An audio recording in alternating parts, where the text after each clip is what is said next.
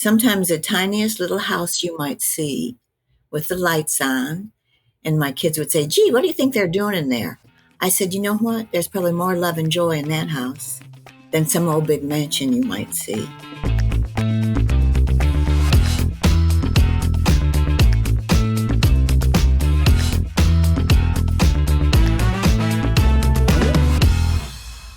Welcome to AudioLife, the podcast where we tell your story in your voice. Today, you're going to listen to an amazing conversation with our guest host, Grace Chen. I hope you enjoy. Today, it is my absolute pleasure to speak with Patricia Miller on this day, April 30th, 2024. And we're going to talk about you, Patricia, your life, your memories, and some of the wisdom that you've gained along the way throughout your life. I am your host today for all of us, Grace Chen, and really excited to have this conversation with Patricia. So let's get started with the first question. Patricia, can you please start by telling us where you were born, and is there a story behind your name? Yeah, as a matter of fact, I was born Mount Carmel Mercy Catholic Hospital in Detroit, Michigan. And yes, there is a story behind my name.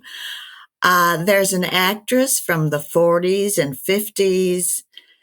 I guess she's still around 60s and 70s, Patricia Neal. She was in HUD with Paul Newman.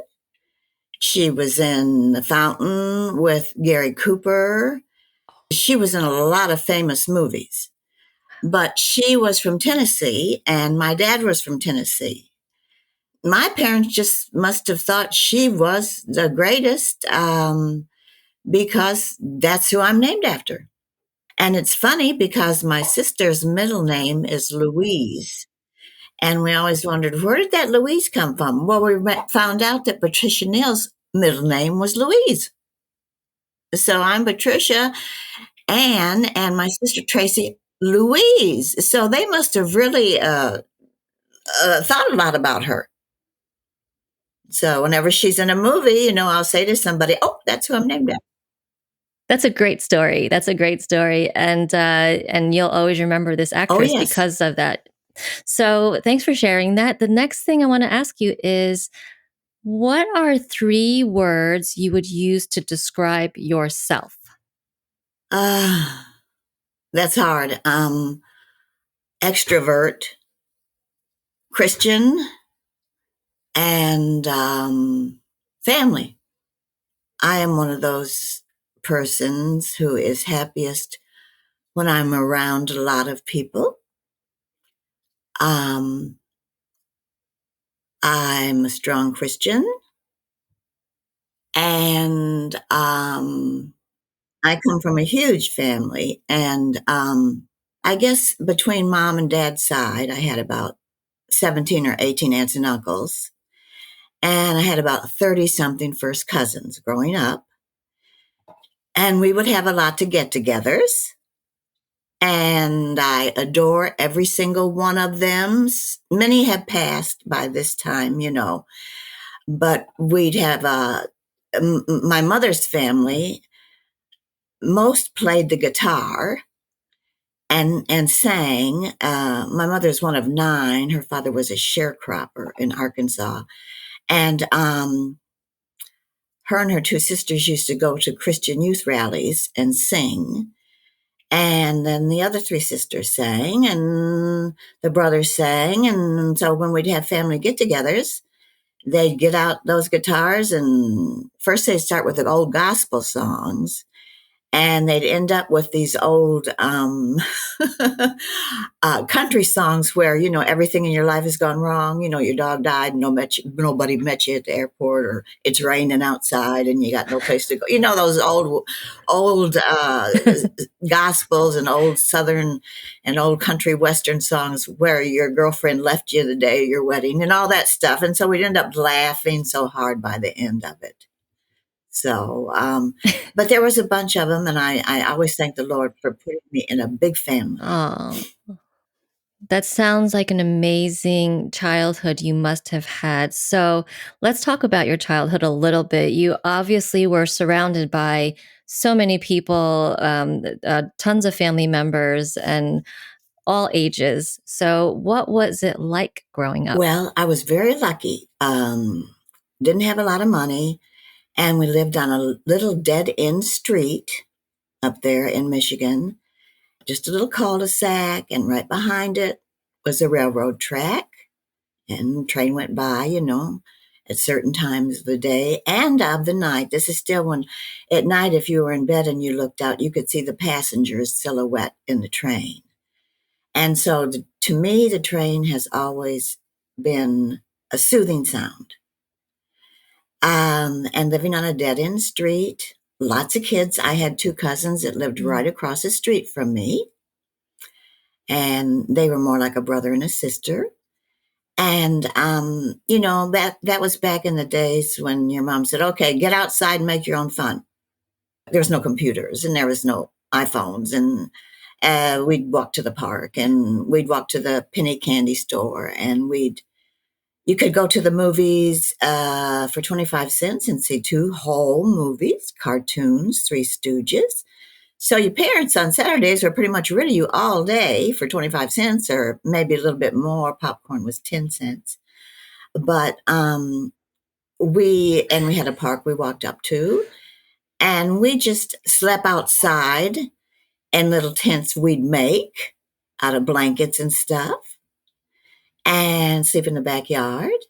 I feel so bad for kids nowadays. They're never going to know all that kind of joy that we had, and just making up your own games and doing your own things. And they said you're supposed to come home when the street light comes on. Well, we didn't even have a street light.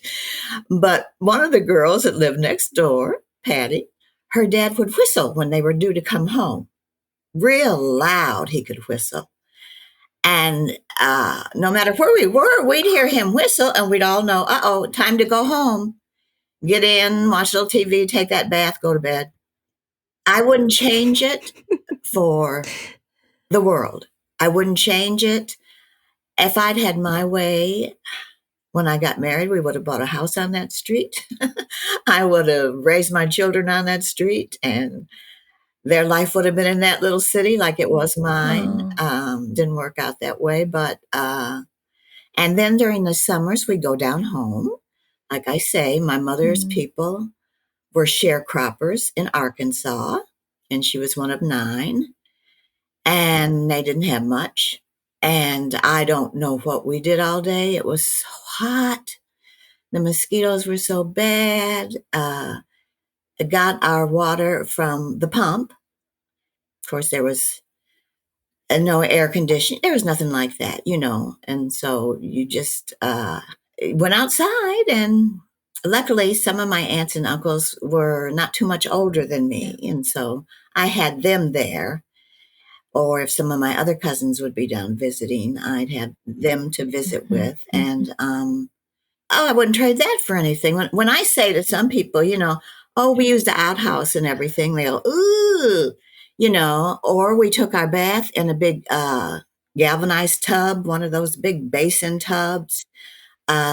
We didn't have warm water, so fill it up, sit it outside in the sun, and hope that the water would warm up, and then put it in the smokehouse.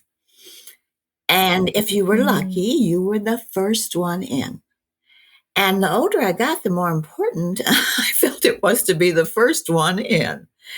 And I'd always say, when I was little, I didn't care. But when I was older, I'd always, I'm ready. Here, I'll go first. I'm all ready. And I remember my Uncle Ray would be the last one usually, and the water would be pretty scuzzy on top by that time. But that's how you took your bath. My grandpa, I believe he was born in Arkansas, and he taught himself to read. And the only book he ever read was the Bible. He said he was a hard-shell Baptist. Well, I didn't know what that was. I looked it up in the dictionary, and it says primitive Baptist. So that didn't help me one bit to know what hard-shell Baptist was. Primitive Baptist, I don't know.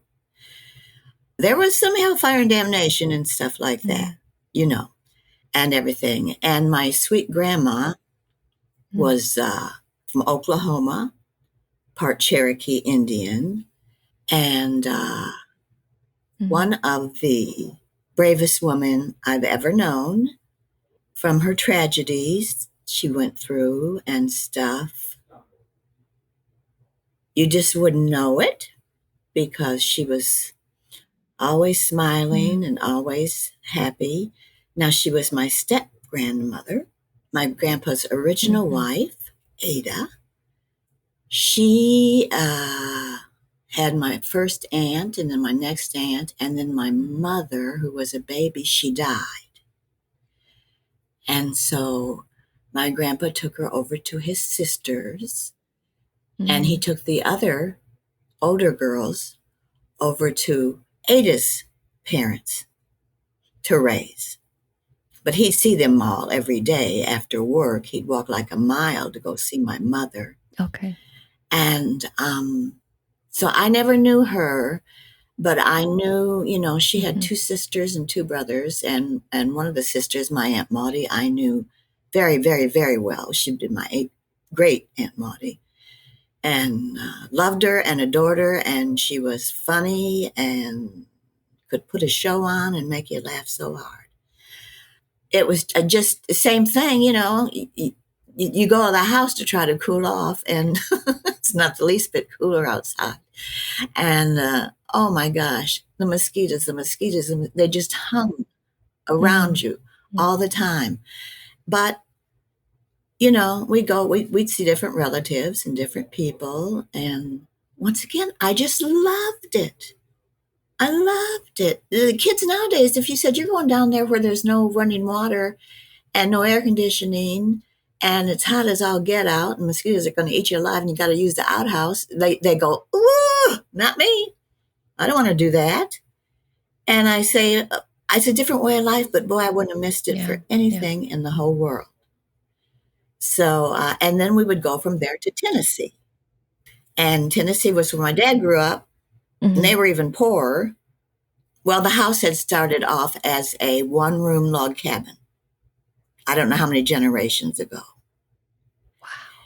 And then I guess as each person it was handed down to, they'd add a room here and there. And I remember I said to my cousin Charles, I said one day, I found this old picture of the log cabin being built, and there's all these old people sitting in front of it, you know, and I don't know who any of them are.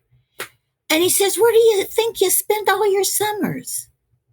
And I thought for a minute, and it hit me that the living room was logs. All those years I'd never noticed. And of course the beds, 2 double beds in the living room, and then 2 double beds in the walkway, and then another double bed, and got our water from a well and from a spring. And it was more or less same routine when you come to taking a bath. So, and the outhouse, I had a cousin who was 5 years older than me. My grandma had raised her and her brother and sister, my grandma and grandpa. And so I always had her, Betty, to do things with. Walk in the cow pasture, go in the chicken coop. Oh, this is interesting. In the front of the house were these gravestones, but you couldn't make them out. We'd even take paper, you know, and do pencil on the paper to try to see if we could see what the names were. So once again, I'm in the dark, and I asked my older cousins, well, who all's buried out there? And they said during like the Dust Bowl era and the Depression, people who had to leave their homes, and most of them, you know, headed for California and stuff like that, if they had a loved one die, what were they going to do? They'd come to my grandpa and say, can we bury our loved one on your land? Yeah, he'd say, and he'd go take wood from the barn and build coffins, And my grandmother would take the material from the flour sack and line these coffins, and they'd let the people bury them right there out in the front yard. There was a bunch of them out there. And of course, never expect any money or anything. And so, I know my cousin used to tell me when I was little, we'd sleep in this one room, which the little cemetery thing was right in front of it. We'd go to bed, and I'd say, Betty, what's all that scratching noise I hear? And she'd say, oh, don't worry, that's the rats between the walls. I'd say, oh, okay. And then she'd tell me, now, if you stay up late enough, you'll see those people out there crawl out of their graves and come up over the tombstone. And oh, how I'd try to stay up late. I'd try. And every morning I'd wake up and she'd say, did you see him? And I'd say, no, I fell asleep. She had me fooled with that for a long time. But no money, both places, no money, but lots of joy, lots of love, lots of old stories you hear, lots of laughter. Both my grandparents' places, and wouldn't give that up for anything either. A lot of people nowadays would go, yuck, but you don't know what it's like. Oh, wouldn't change it. Nobody ever had any money, but lots of love. In the evenings, sitting out on the old front porch, and listening to the old stories, of course. It was just, I'm the kind of person that just eats all that up. And being with my own people was always the most wonderful thing in the world to me. And like I say, the street I grew up on in Michigan, and then we called it going down home back then, in Arkansas and Tennessee with my people down there. And then when we'd have big family get-togethers, everybody had their guitars out and singing. And to me, that was heaven. It was pure heaven. That is so beautiful. A lot of love, a lot of laughter. You've said more than one time that you wouldn't trade it for anything. I have a question for you based on what you just shared.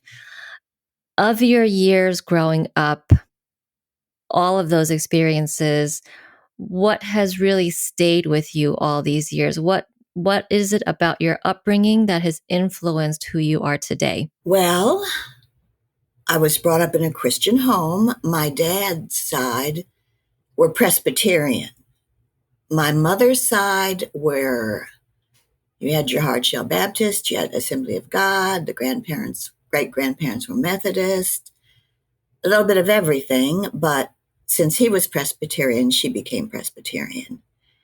And we didn't say prayers together every day or stuff like that, but boy, we were taught the Bible, and we were taken to church. And I'm so thankful, so thankful for that. What I also learned, but this took a while, unfortunately, with age comes wisdom instead of the other way around. I wish you had the wisdom when you were young. But I feel I know what's important and what isn't. We didn't have anything for a long time. And then when I first got married, we didn't have anything for a long time. What I mean is we had 30-year-old carpeting, 30-year-old drapes, hand-me-down couches. And my girlfriend Dolly and I would go garbage picking on garbage night and find things. But when you're young, you want nice things so bad. But I wasn't, because the way I was raised, some of my friends, we'd go to open houses with big staircases and fancy stuff, and they'd say, I'm going to have this one day. I never crossed my mind. And now that I'm older, now I really know you don't need all that stuff. Sometimes the tiniest little house you might see with the lights on, and my kids would say, gee, what do you think they're doing in there? I said, you know what? There's probably more love and joy in that house than some old big mansion you might see. And so now, we may need new this or new that. And I'm always, it'll last another year. It'll last another year. We don't need it. Just as long as when people come, they're comfortable. That's all I care. Just like two big arms welcoming you into the house. So I learned that. And I haven't always been an angel, still not. But my mother and the lady next door, Wilma, they were the ones everybody on our little street went to for help. Can you watch my child for me? Can you sew this for me? Have you got milk and sugar you can loan me? Can you help me do this? It was always my mother or Wilma. You never said no. And my dad was a truck driver and a mechanic, and people needed to work on their car. Hey, Brian, can you come down and work on my car? Sure. So I learned that you try never to say no. If you're able to do it, you try never to say no. I've tried to be that way. There probably were times when I was a teenager or in my 20s, maybe, where I was more interested in me than what somebody else needed, or I wasn't appreciative of all the things that were done for me. But as I got older, I would remember that. And I have a wonderful husband, John, who is, well, the gift God gave to him was servitude. He's a servant to everybody. So between the two of us, anybody needs help or anything like that, we always try to be there and do our best. Plus, we've had a lot of people be really good to us and help us. So, well, thank you. That was beautiful. Patricia, you are an amazing storyteller. I have to tell you that. I could sit here and listen to you all day, and your upbringing and your family and the joy that you find in life is truly inspiring to listen to. So thank you for sharing that. Let's switch over to a little bit of a different topic. Also about you is education and career in general. Let's just start off with, did you attend school or receive any formal education? We'll start with that question. I went kindergarten through 12. I hated school. I don't know if you do it like this or if you do it like this, but I was a loser. And I'll tell you, it's tough when you're a loser. I didn't know through grade school I was. I didn't know yet. But when you go into junior high, our city had 2 junior highs. Of course, I went to the one that was built probably in the 1600s. It was so old and there were bars on the windows. When you start into 7th grade to that school, then there's about 3 other elementary schools that come in with your elementary schools. So kids you've never met before. They let me know pretty quick on I was a loser and didn't have much going for me. So I did not want to be never in the spotlight. Put me in the back row and the back seat in a dark corner and hope the teacher never calls on me. Oh, and I was made fun of because, I was very skinny. My teeth were not good.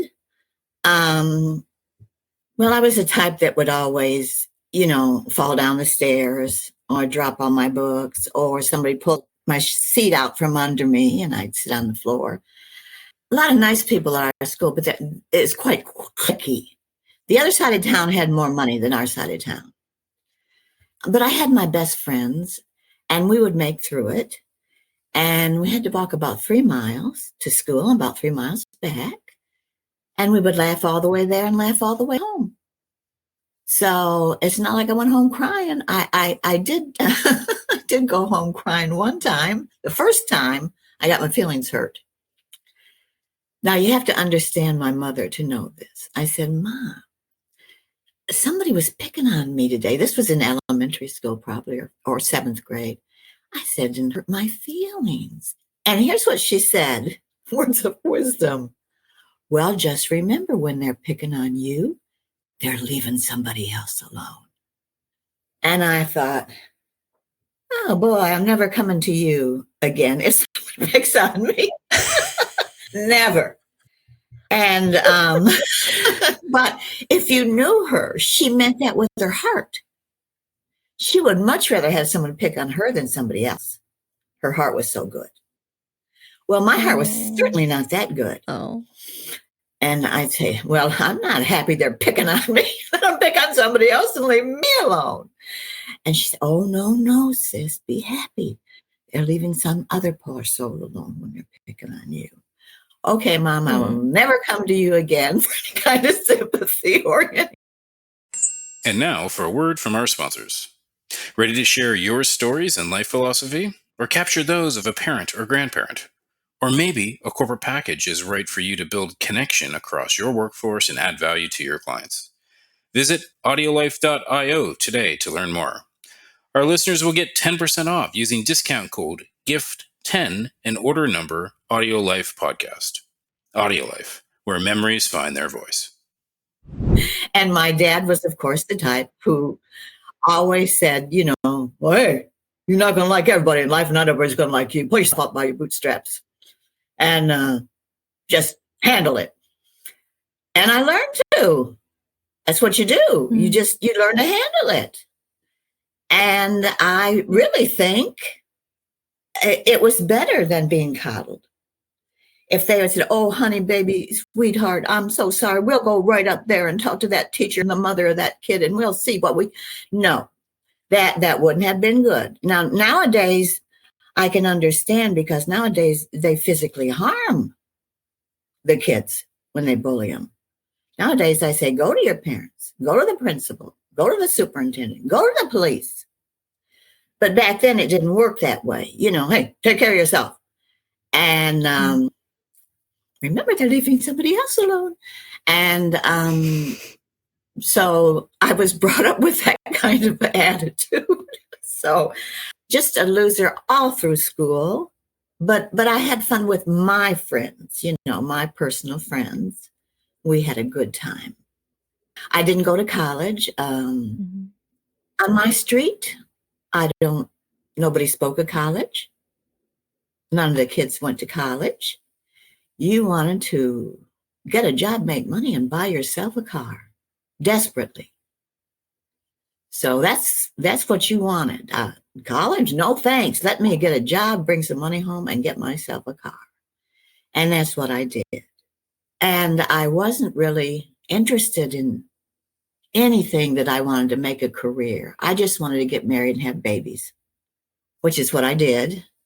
But a girlfriend asked me recently, well, wasn't there anything you wanted to do? I said, yes. I said, there was one thing, be a backup singer in a doo-wop group.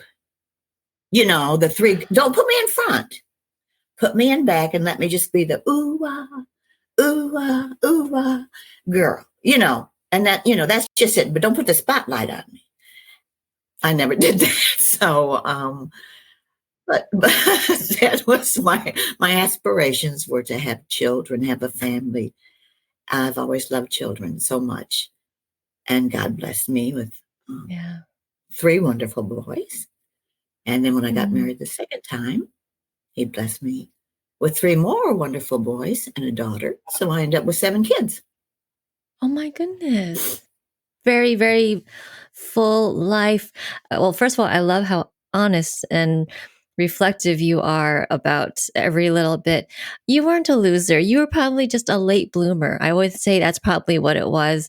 When I listened to you, Patricia, talking about first your young life and then into your teenage years and then to young adulthood, I hear this theme of really wanting so much to support others and finding joy in life and also toughing out whatever you need to do. You obviously are very resilient and have been all this time, and you just love life. I sense a lot of joy in what you talk about. And I've only known you for 35 minutes, so I can tell already now. And you've had many people in your life, obviously, from young Patricia till now. Is there a special person who has made a significant impact on your life? Well, of course, my parents. A lot of my friends and a lot of my cousins and aunts and uncles. I just had friends that were so good. There was a friend of mine, Mary, such a good heart. Of course, all my aunts and uncles, because I was a loser, but to them, I was so special and I was so loved. I think if it hadn't been for all of them, I would have had no self-esteem at all. But they always loved me and spent time with me and did things with me. And that's how I kept some self-esteem without, losing it all. There are people in my life, a couple of my ministers, and I worked as a church secretary, and our family doctor when I was growing up, who was a wonderful, wonderful, he'd come to the house still, and they didn't do that then. Or he'd keep the office open till you got off work so you could come in and see him. It's too bad when people are older and they want to tell you these kind of stories and you're a teenager, you're not interested. You don't have time to listen. And then after they're older or they've passed, you say, oh gosh, why don't I sit down with one of them and just take notes? But I did catch some of it. I would catch some of the stuff when everybody be sitting around talking. And the stuff I would catch, I would remember. But, there were so many people who are wonderful mentors, wonderful friends. I'll start to cry. And just all my family on all sides. I have just been blessed. But life hasn't always been joyous. Gone through some pretty heavy things in life. Try to keep my trust in the Lord. And even though some things you pray for years and years and years and you don't see anything happening. But if you're lucky when it finally happens, you understood why the Lord or the person you loved going through that did it. And you're lucky if you learned something from it, if you pay attention. And I've had that happen. That was beautiful. Thank you so thank much. You have so much wisdom, and I want to talk about that a little bit. Your philosophies in life, and I've caught some of it, of course, as a Christian and a believer, and a woman who has been loved since day one, is surrounded by family and a lot of support. But of course, hard things happen as well, or maybe your loved ones go through hard things. What would you say? And you've shared some of it already, but if I want to ask you, can you share some life lessons or wisdom you've accumulated over the years? I have a feeling you have a bunch of wisdom, but if you could give me a couple of them that really stand out to you, that guide you as far as life lessons and wisdom. Oh, that's hard. Some wisdom people don't like to hear. I try to tell these young girls now when they have a baby, I say, now, before you turn around, that baby's going to be walking out the door to college or marriage or moving somewhere else. You've got to grab all the time you can with them. Oh, yeah, oh, yeah. And then, of course, they have the baby, and at 6 weeks, it's in daycare because they need the big house, the big car, the big vacations. And I want to tell them, no, no, no, no. And that's not really what the kids remember. They don't remember, oh, remember that big car we had? Remember this big, this. They remember, oh, Mom, remember when we used to make a tent over the couch and we get under it and sleep there? Or we dress up this way or that way, or we do this or that. you have to spend time with them and do things with them and listen to them. And, but kids nowadays, they just don't get it. See, I have no regrets. We didn't have anything for many years, but I have no regrets because I knew someday the kids would grow up and then I could go. Well, even when they got in school all day, I got a job with the school. So, all that other time and in the summers, I wanted to be there for them. Most people, I'm sorry, but most people want the almighty dollar more than they want to stay home. And it's getting harder and harder also for people to stay home, especially, well, you have no choice if you're single raising a child. But back then, everything we had was old and used. Kids didn't notice that. They never noticed that. And we laugh about it now. And they've told me they're glad I stayed home. And I'm glad I stayed home. And of course, I don't think I push my religion on people, but they know pretty quick that I'm a Christian. I'm a lover of Christ. And I'm not a perfect Christian. I'm a sinner. But I love the Lord with all my heart, all my soul, all my mind, and I try to live the way he wants me to. But it's, we have that selfish little evil meanness in us. Sometimes it's hard to do. And as you grow up, don't judge everybody.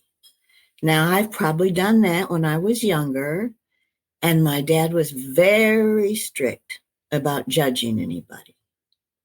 He'd say, I could tell you a little story. Can I tell you a little story here? When my grandpa died, he had lived in the same city in Tennessee, I guess his whole life, and he had been the justice of the peace. They grew tobacco. He was a gentleman and a gentleman, my Grandpa Lee. He was just a wonderful, wonderful person. And I think that's where my dad learned it from, not judging people. So when Pa died, the funeral home was right down in the middle of town, right in the middle of town. And you had to stay there all night with the body. Somebody had to stay there all night with the body. My dad and one of my relatives stayed up all night when my grandpa was there. But me and my cousins, we were like 18, 19, 20. And you're at that age, Lord knows we weren't rich, but there were so many rows of flowers that they went outside of the funeral home. The flowers on the stands, there were so many, they couldn't hold them all in this funeral home. They were all lined up outside. And one day this woman came and I saw her talking to my dad, who had been the baby in the family. And she had a little brown bag. And she gave that to him. Well, she had on, just old pants, old shoes, an old shirt, and her hair up in a bun. And I must have had that look on my face that my dad caught. Like, well, who is that? Remember, I was still, pretty young then, but old enough where I should have known better.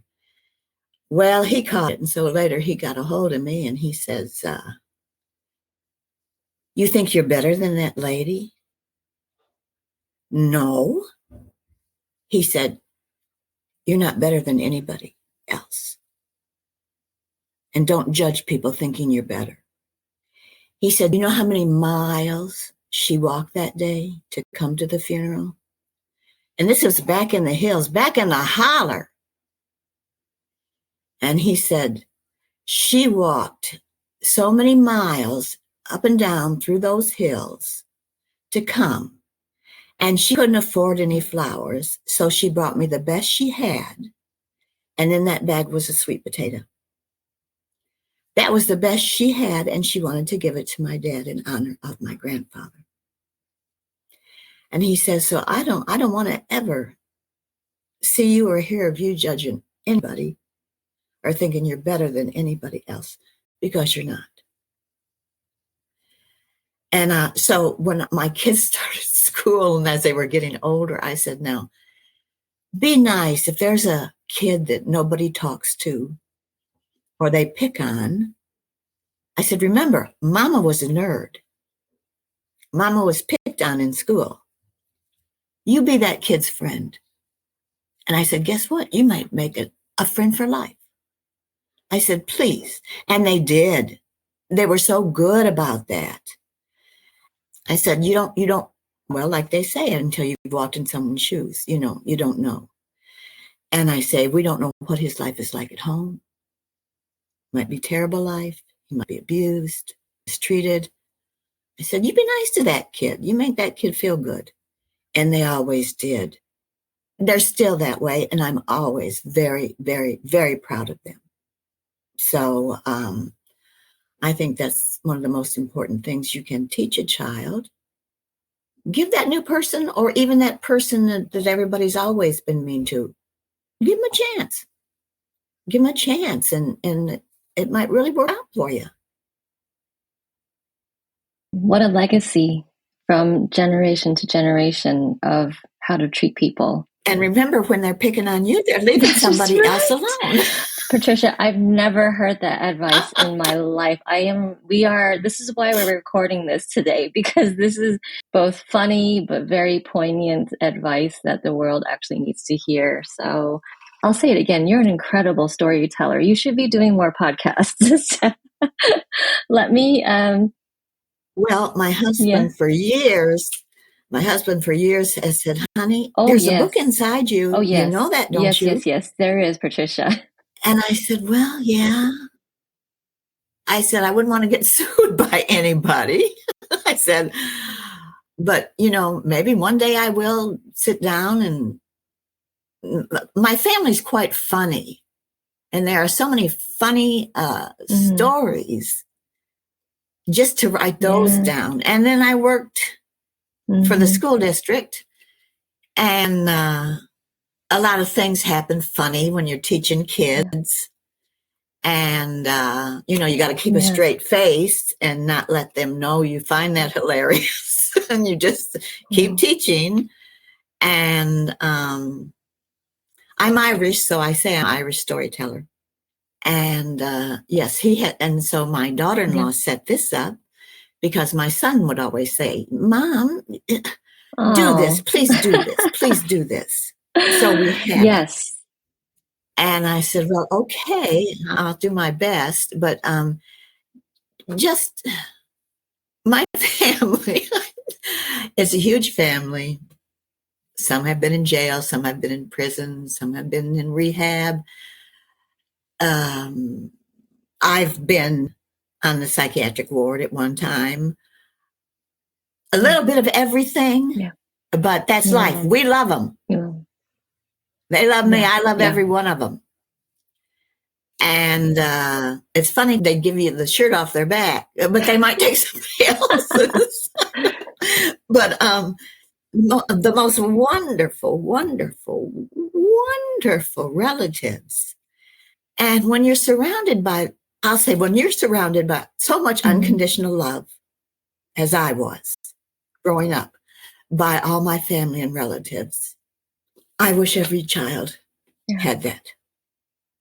You're blessed. You've been blessed, and because you've been blessed and loved, then you have that to give to others as well. So you have a full cup to also pour into other people's lives, and you are doing it even just by recording this.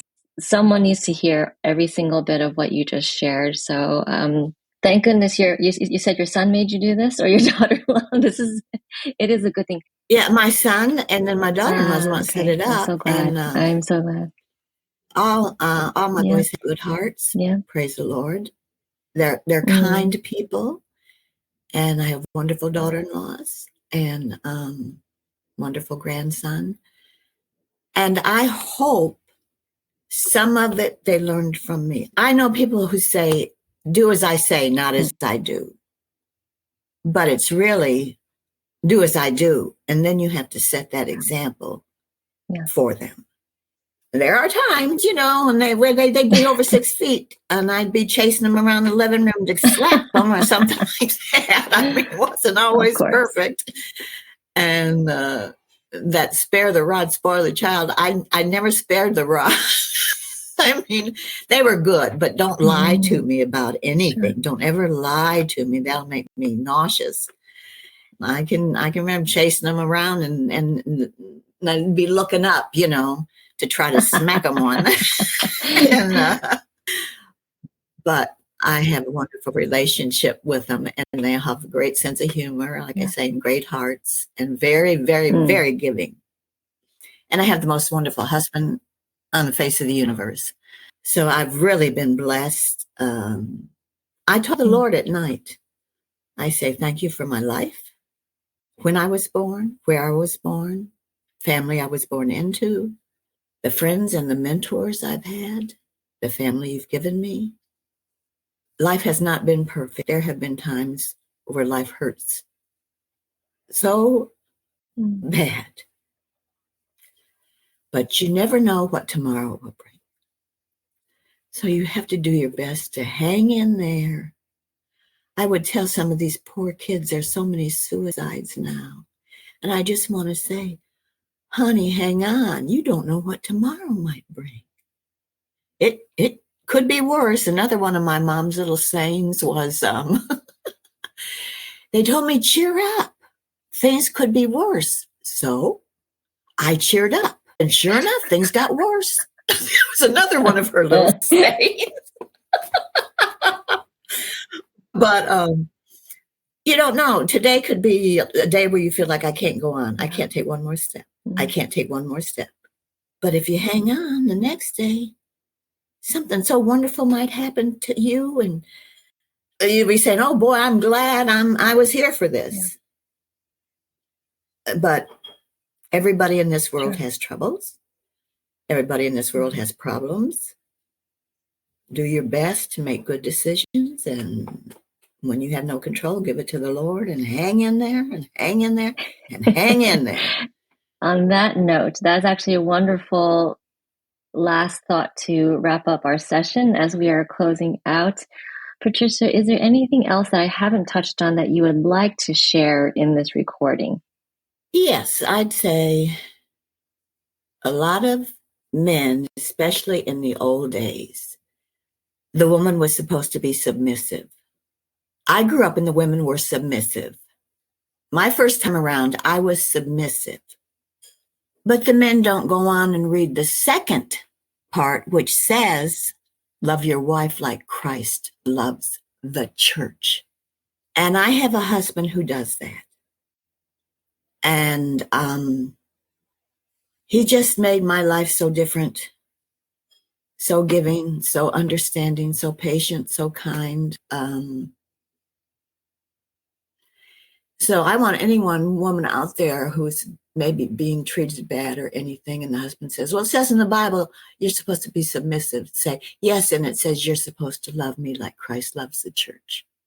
Simple as that. I guess they say laughter is the best medicine, and I truly believe that. And we laugh a lot and have a lot of fun and don't worry about what other people think. Sometimes when something's going wrong, I'll say, Lord, why are you picking on me? But then I stop and think of everything I've had, and I say, Lord, why have you blessed me so? And maybe one day I will write that book.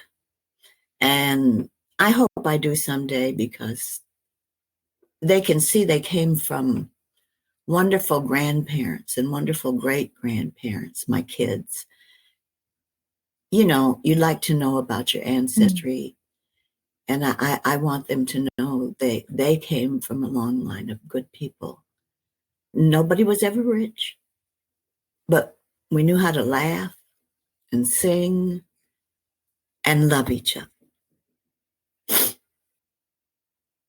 So. Bless your heart for sharing that. Someone needs to hear this. I promise you. I do. I'm sure of it. Patricia, thank you ever so much for literally opening your heart to this recording. And we love technology now because we've captured all of that. And so that wraps up our conversation with you today, Patricia. It's been my honor. Absolutely. You've given me joy in just just in less than an hour. I have so much to think about, and no doubt whoever is listening to this, because we don't know, it could be one of your family members, it could be friends, whoever is listening to this, go back and rewind and listen to some of the absolute nuggets of wisdom that Patricia and her family have literally lived through. And on that note, we want to bid farewell to the audience. And that concludes today's AudioLife memoir. All right. God bless you and have a great day, honey. If you like what you heard today, consider recording your own AudioLife private podcast or giving one to a loved one for a unique and memorable gift. Today, AudioLife listeners will receive 10% off using discount code GIFT10 and order number AudioLife Podcast. Also, remember to rate our show and subscribe so you'll never miss an episode.